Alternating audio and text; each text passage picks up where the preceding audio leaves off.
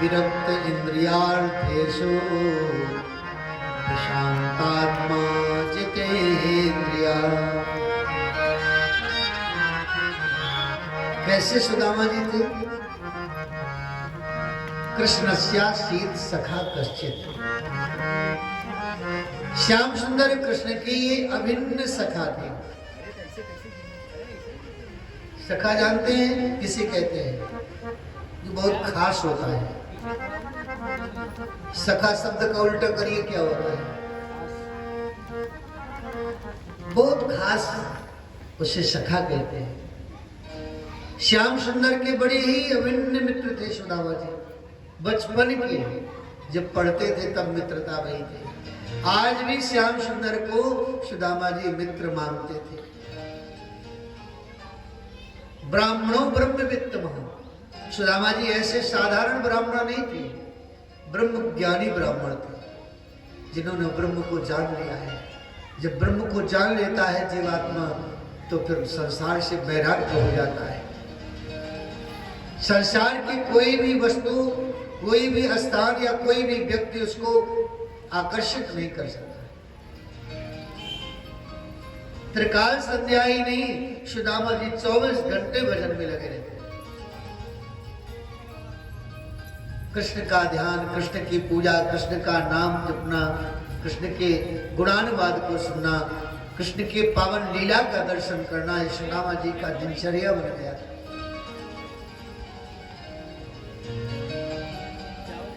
और श्री सुखदेव जी महाराज कहते हैं विरक्त इंद्रियार्थेषु। इंद्रियों के अर्थ से वैराग्य था। इंद्रियों के जो विषय है ना, उनसे वैराग्य था।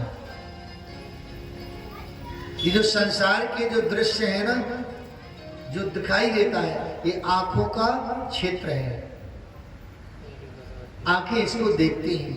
अगर आंखें नहीं हो ना तो क्या दिखाई देगा? कुछ नहीं दिखाई देगा। ऐसे सुनने का जो शब्द है वह श्रवणेंद्रिय का क्षेत्र है।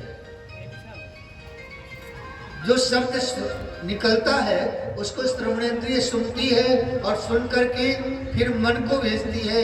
मन पर निर्णय लेता है। मन अगर विषयी होगा तो वैसा निर्णय लेगा, मन अगर आध्यात्मिक होगा तो वैसा निर्णय लेगा। अगर आप आध्यात्मिक हैं और कान में कोई बुरे शब्द सुनने को मिल जाए तो तुरंत आपका मन वहां से हट जाएगा। और मन अगर विषयी है तो संसार के विषय युक्त शब्दों को बड़े प्यार से सुनेगा। महाराज सुदामा जी को इन समस्त इंद्रियों के विषयों से वैराग्य था। विरक्त इंद्रियार्थेषु, इंद्रियों के जो अर्थ है उनसे वैराग्य। प्रशांत आत्मा।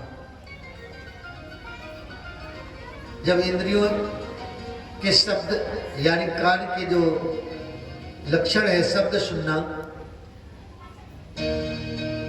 जिह्वा का लक्षण है स्वाद लेना, नेत्र का लक्षण है दृश्य को देखना, इन सबसे वैराग्य हो जाएगा तो मन वैसे ही शांत हो जाएगा। हम आप क्या करते हैं? भजन करने बैठे और कहीं कोई खटपट हुआ तो तुरंत लगता है देखो क्या है, तुरंत आंख खोल करके देखते हैं। अरे भाई खटपट है, ये जीवन तो होते ही रहेगा खटपट। जो खटपट में भजन कर लेवे वही वास्तव में सच्चा साधक है। कहीं कोई अशांति होती है ना तो कहते हैं यार चुप रहो, भजन करने दो, यही कहते हैं ना। मतलब कि अभी साधना पकी नहीं है। एक सज्जन थे, अपने घोड़े में बैठ के कहीं जा रहे थे। रास्ते में उनका घोड़ा प्यासा हो गया। जब प्यासा हो गया तो सोचे कहीं जल मिल जाए, तो एक कुआं देखा। एक व्यक्ति रहट चला रहा था। रहट जानते हैं ना? पहले चलता था कुएं में, वो टीन के डिब्बा बांध करके और उसको घुमाते थे तो वो डिब्बे में पानी भर के ऊपर आया। तो जब रहट चलता है ना, चलाया जाता है तो चे चे बोलता है, आवाज होती है। तो सज्जन से कहा भैया थोड़ा रहट चलाओ तो जल निकले, इससे मेरा घोड़ा पानी पी ले। वो सज्जन वो रहट को चलाने लगे और पानी निकलने लगा, लेकिन वो रहट के चलने से घोड़ा बिजक गया, भगा घोड़ा। तो घुड़सवार ने कहा भाई ये चेमे बंद कर दो तभी घोड़ा पानी पिएगा।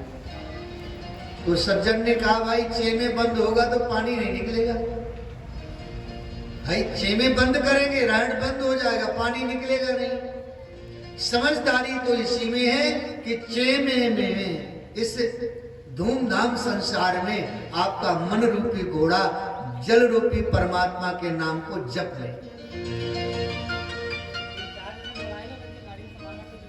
इस संसार का चेमे कभी बंद नहीं होगा, ये चलता ही रहेगा जब तक सृष्टि है। और हमको शांति तभी मिलेगी जब मन को एकांत में परमात्मा के नाम में स्थापित करके संसार के चेमे से मन को हटा करके परमात्मा में लगा ले, तभी परमात्मा का भजन हो पाएगा। सुदामा जी का मन पूरी तरह से शांति चित्त हो गया था। जब शांति चित्त हो गया, जितेंद्रिय तो इंद्रियों पर विजय प्राप्त कर ले सुदामा जी। विवाह हुआ सुदामा जी का, 4 पुत्र हुए सुदामा जी के। गरीबी बहुत थी सुदामा जी के जीवन में, इतनी गरीबी थी कि कभी कभी तो सुदामा जी के घर में भोजन ही नहीं बनता था। सुदामा जी भजन में लगे रहते और सुशीला बेचारी बच्चों को समझा करके घर में रहते। गरीबी होने के बाद भी सुदामा जी कभी किसी के दरवाजे भीख मांगने नहीं गए।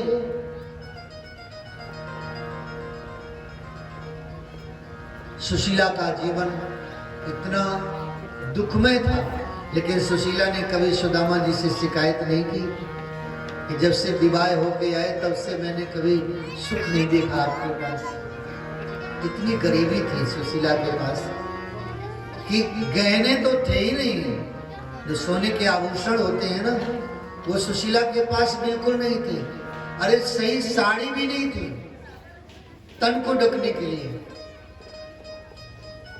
गहनों की बातें दूर रही, तन पर काफी चिथड़ा भी न था, भर पेट न भोजन मिलता था, चूल्हे पर साबित तवा न था।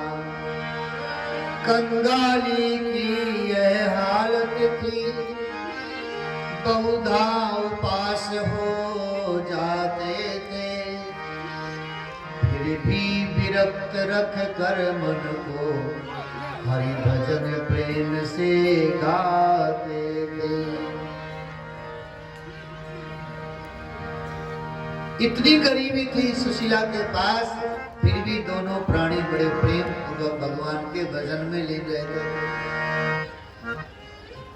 कभी कभी बच्चे हट कर रहे, भैया कल तो जल पी करके काम चला लिया, आज क्यों हमको भोजन नहीं मिल रहा है।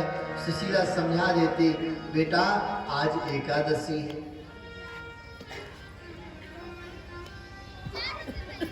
बच्चे कहते अच्छा आज एकादशी है, तो बच्चे बड़े प्रेम में मग्न हो जाते, आज हमारा व्रत है, एकादशी।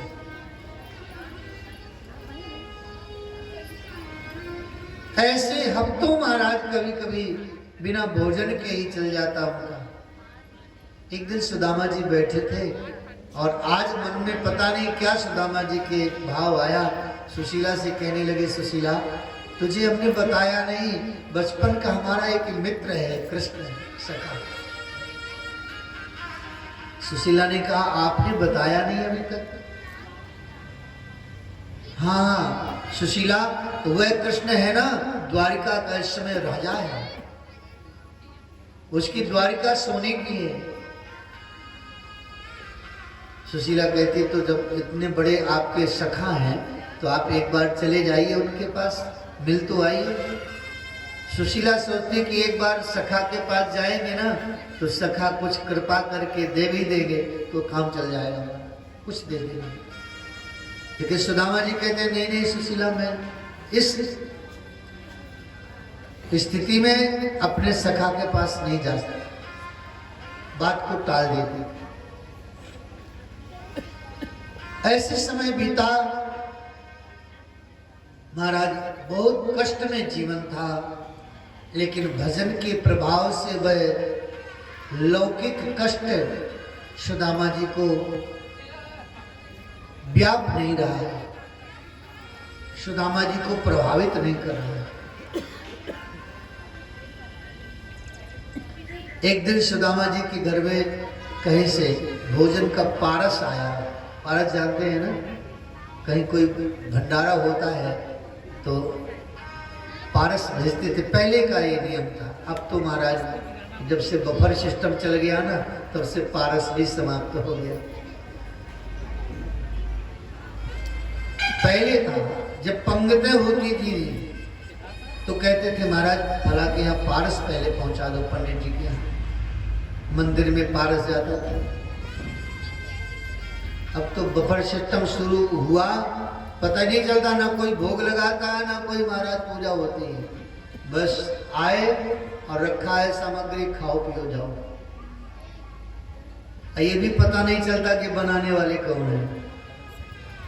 पहले महाराज बड़े नियम थे, गांव के प्रतिष्ठित ब्राह्मण ही भोजन बनाते थे और माताएं जो घर की थी वह बेलती थी, बूढ़ियां बेलती थी।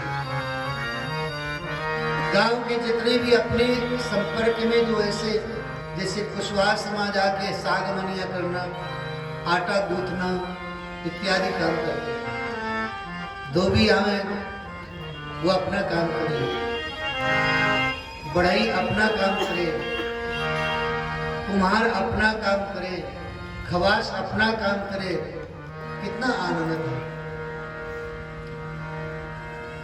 अब तो सब नियम बदल गए।